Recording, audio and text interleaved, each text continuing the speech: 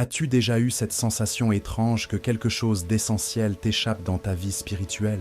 Comme si tu priais, lisais la Bible, allais à l'église, mais qu'au fond, une puissance céleste te manquait. Et si je te disais que c'est parce que tu ignores l'un des mystères bibliques les plus profonds, volontairement écartés de nombreuses prédications modernes? Oui, je parle des 7 esprits de Dieu, ces forces divines brûlant devant le trône céleste, mentionnées dans Isaïe 11, 2 et dans l'Apocalypse, mais que peu osent t'enseigner. Ce que tu vas découvrir aujourd'hui pourrait bouleverser ta foi, car ces révélations cachées, si tu les comprends, peuvent détruire les chaînes invisibles, réveiller ton discernement spirituel et surtout faire de toi un véritable guerrier spirituel dans cette bataille contre la domination satanique qui gangrène notre génération. Ce n'est pas une vidéo de plus, c'est un appel céleste, un cri de l'esprit pour ceux qui ont encore soif de la présence de Dieu et refusent de faire partie d'une église endormie. Tu es ici pour une raison. Dieu t'a conduit jusqu'à cette vidéo parce qu'il veut te remplir de feu, t'enseigner ses secrets, te faire passer à un autre niveau. Alors, regarde cette vidéo jusqu'au bout. Et surtout, n'oublie pas de t'abonner à la chaîne Entre Ciel et Terre. Beaucoup regardent nos vidéos sans s'abonner et finissent par manquer des contenus qui pourraient sauver leur âme ou réveiller leur destinée.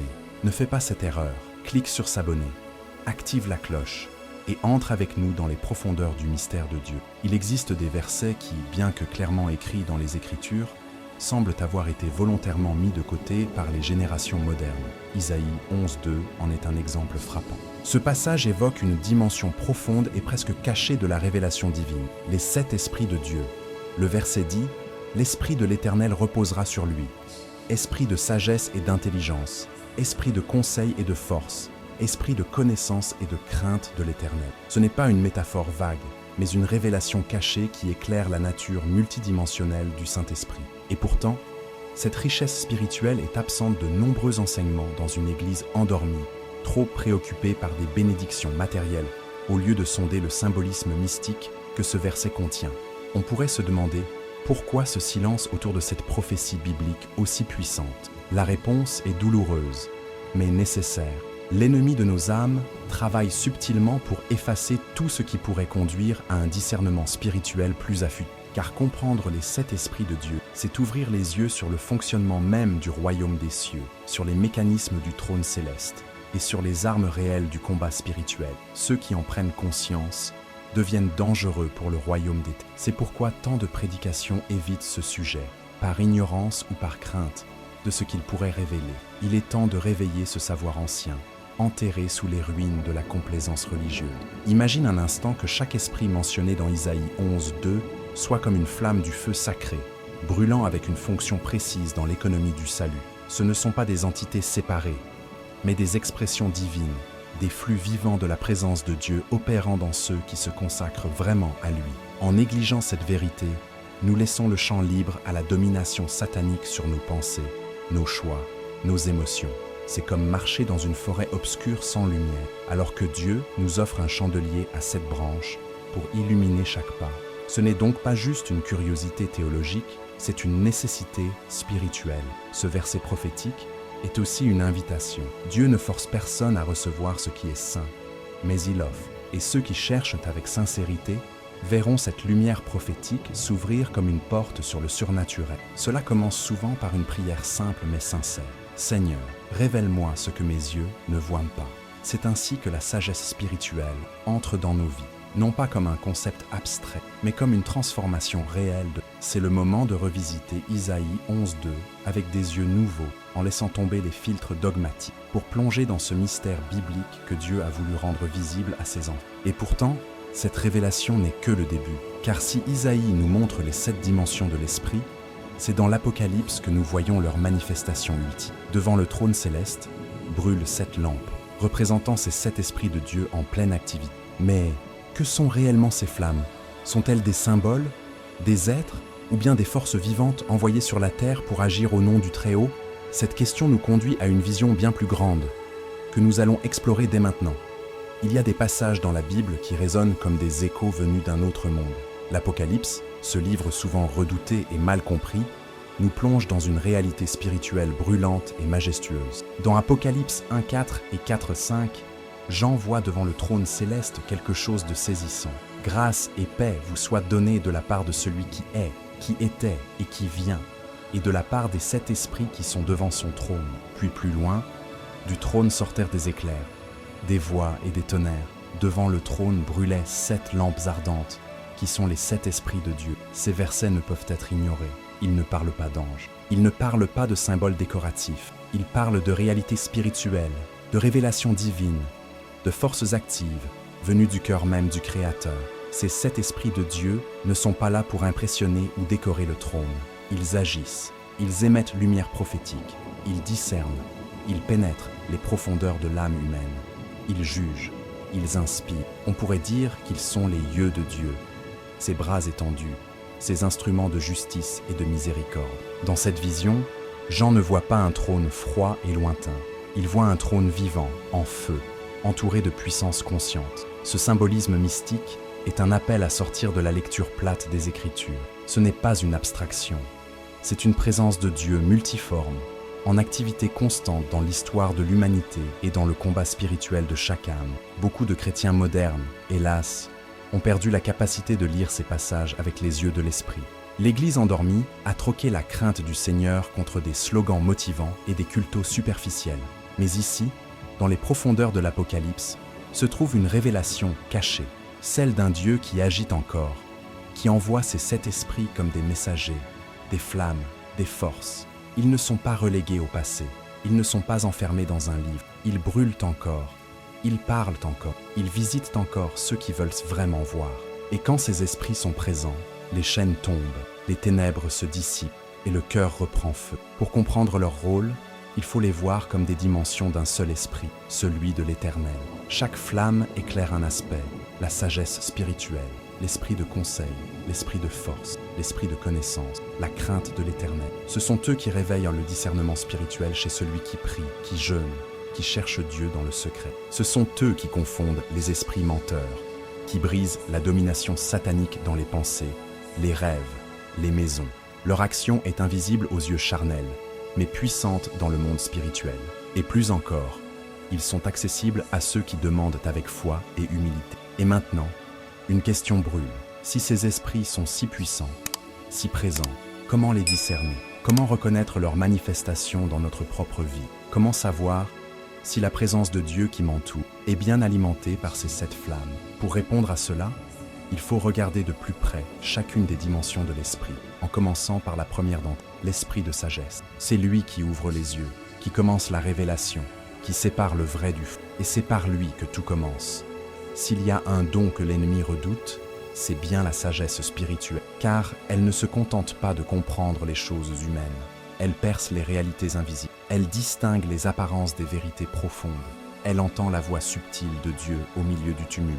Cet esprit de sagesse, premier mentionné dans Isaïe 11:2, est une porte d'accès à tous les autres. Il est comme la lumière d'une lampe allumée, dans une pièce obscure, révélant ce qui s'y cache depuis. Quand il agit, il libère le discernement spirituel. Il permet de voir les pièges du péché déguisés en bénédiction, les influences déguisées en opportunités, et même les dominations sataniques camouflées sous des discours religieux séduisants. Cet esprit de Dieu ne s'apprend pas dans les livres, ni ne s'achète.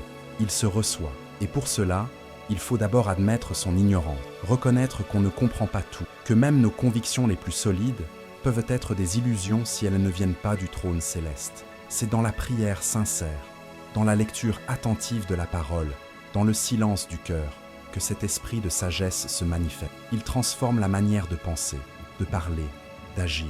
Il ne parle pas toujours fort, mais il murmure avec autorité. Il nous alerte des dangers à venir, éclaire les choix à faire, et surtout, il nous attire dans une intimité plus profonde avec la présence de Dieu. Dans un monde où la confusion règne, où la vérité est diluée et le mensonge maquillé de vertu, cet esprit de sagesse devient une arme puissante du combat spirituel. Celui qui le possède devient comme un aigle qui vole au-dessus des tempêtes, voyant ce que les autres ne voient pas. Il comprend que tout ce qui brille n'est pas or, et que toute voix spirituelle n'est pas celle du Seigneur. C'est lui qui permet de reconnaître les faux prophètes, les enseignements tordus, les manipulations subtiles. Il est aussi un bouclier contre la révélation cachée de l'ennemi, qui veut injecter son venin dans les doctrines, dans les émotions, dans les décisions des croyants. Mais attention, l'Église endormie a souvent remplacé cette sagesse divine par une sagesse humaine, basée sur l'expérience, les calculs ou le marketing religieux. Elle méprise parfois les révélations simples, pensant que la vérité doit être complexe ou spectaculaire.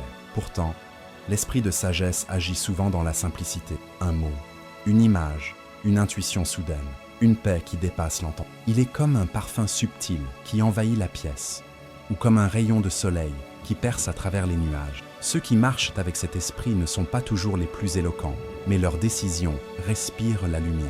Et quand cette lumière commence à briller, elle attire une autre dimension du Saint-Esprit, celle qui ne se contente pas d'éclairer, mais qui conseille, qui oriente, qui accompagne. C'est le moment où l'esprit de conseil entre en scène, marchant main dans la main avec l'esprit de force, pour fortifier ceux qui savent voir, mais qui doivent maintenant apprendre à agir. Continuons ensemble, car la révélation ne fait que commencer. Après que la sagesse spirituelle a ouvert nos yeux, il faut apprendre à marcher.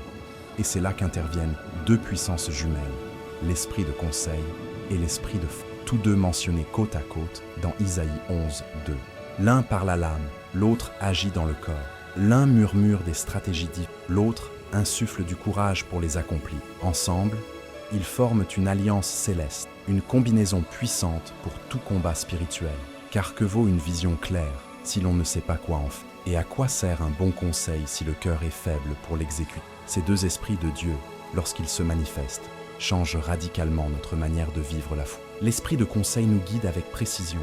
Il n'est pas une simple voix intérieure incertaine, mais un alignement profond avec la volonté divine. Il parle au cœur de celui qui se soumet à Dieu, qui médite sa parole jour et nuit, qui cherche à comprendre et non à contrôler. Il montre le bon chemin quand les options semblent équivalentes. Il révèle le bon moment, la bonne parole, la bonne attitude. C'est cet esprit de Dieu qui a parlé à Joseph dans les songes, à Daniel face au roi, à Jésus dans le désert. Il n'est jamais confus, car il procède du trône céleste et opère selon la révélation divine. Mais le conseil sans la force est comme une épée dans les mains d'un homme inutile. Voilà pourquoi Dieu ne donne jamais l'un sans l'autre. L'esprit de force vient pour nous affermir, pour nous revêtir de puissance quand nos jambes tremblent, quand l'adversité se lève, quand les ténèbres nous pressent de toutes parts. Il est ce vent invisible qui a soutenu Moïse devant Pharaon, David face à Goliath, Paul au milieu des tempêtes. Il ne nous rend pas surhumains, il nous rend courageusement humains, conduits par une force qui dépasse la chair. Il brise les chaînes de la peur, les mensonges de l'incapacité et terrasse la domination satanique sur nos pensées. Dans la vie quotidienne, ces deux esprits se manifestent plus souvent qu'on ne le pense. Quand tu reçois un conseil en prière et que ton cœur se sent soudain prêt à l'accepter, à l'embrasser et à l'accomplir, c'est cette double action qui opère. Quand tu dis non à une tentation forte, quand tu choisis le pardon au lieu de la vengeance, quand tu avances malgré la fatigue, c'est que le feu sacré brûle en toi. L'Église endormie a oublié que le chrétien est un soldat et qu'il doit se laisser et pas seulement consoler. Sans esprit de conseil, nous errons. Sans esprit de force, nous chutons. Et si ces deux dimensions ont un tel pouvoir, imagine ce que fait l'esprit de connaissance. Celui qui va encore plus loin, qui ne se contente pas de conseiller, mais qui révèle, qui ne donne pas seulement des directions, mais dévoile les mystères profonds, les intentions cachées du cœur, les pièges spirituels camouflés par le malin. Prépare-toi, car c'est à lui que nous allons maintenant ouvrir les yeux. Il y a des choses qu'on ne peut pas voir avec les yeux humains, des réalités cachées, des influences subtiles, des pensées empoisonnées qui semblent venir de nous, mais qui sont soufflées par le royaume des ténèbres. L'esprit de connaissance, tel que révélé en Isaïe 11, 2, est comme un projecteur divin braqué sur ces zones d'ombre.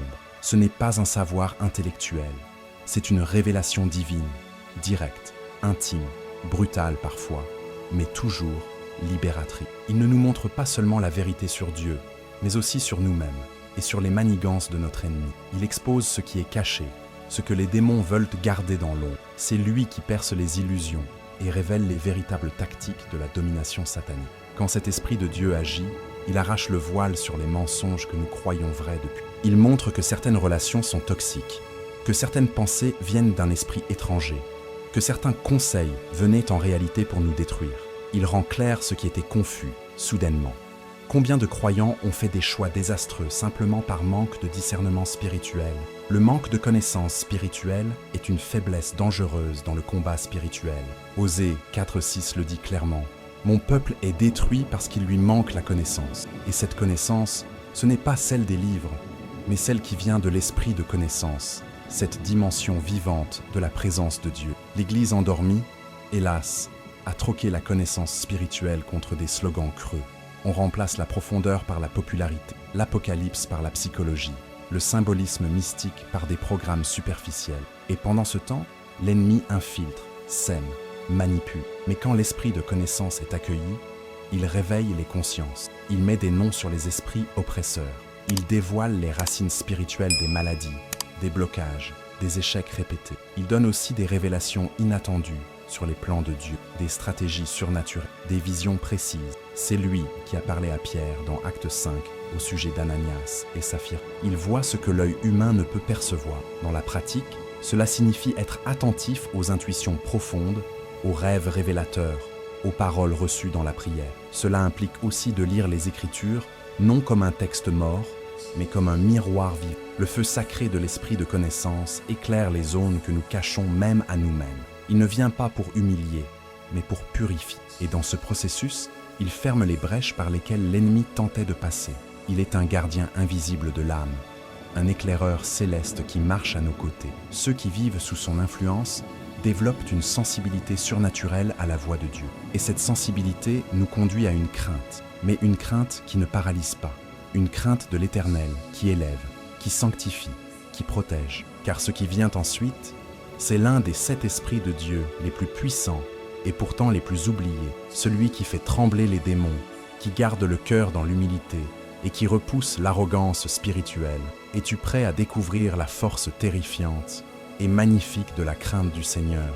Parmi les 7 esprits de Dieu, il en est un que beaucoup évitent, fuient ou méprisent, parce qu'ils n'en comprennent pas la vraie nature, la crainte de l'Éternel. Ce n'est pas de la peur au sens humain, ni une angoisse devant un Dieu colérique, mais une révérence profonde, un tremblement sacré qui aligne l'âme avec la grandeur divine. Quand cet esprit de Dieu repose sur quelqu'un, tout change, les priorités se réorganisent, les tentations perdent leur attrait et les ténèbres, car la crainte du Seigneur ne laisse pas de place à l'orgueil, à la duplicité, ni au compromis spirituel. Elle est une lumière implacable qui chasse les démons cachés dans les recoins du cœur. Ce mystère biblique a été enterré par une génération qui confond la liberté avec la désinvolture spirituelle. Pourtant, les proverbes sont clairs. La crainte de l'Éternel est le commencement de la sagesse. Proverbe 9. Comment recevoir les autres dimensions du Saint-Esprit si l'on ne commence pas par la plus fondamentale? La révélation divine ne peut s'épanouir que dans un cœur qui tremble devant Dieu. C'est cette crainte qui empêcha Joseph de pécher avec la femme de Potiphar. C'est elle qui fit tomber Ananias et Saphira à terre, non par la main de l'homme, mais par la présence de Dieu elle-même. Car quand la crainte de l'Éternel entre dans une vie, les forces de la domination satanique n'ont plus d'accès. Il est frappant de constater que là où la crainte du Seigneur est absente, l'Église endormie prospère. Spectacle, compromis, tolérance du péché, relativisme moral, tout cela s'installe là où il n'y a plus de respect sacré pour la parole. Et pourtant, c'est précisément cet esprit de crainte qui ouvre les cieux et ferme les portes de l'enfer.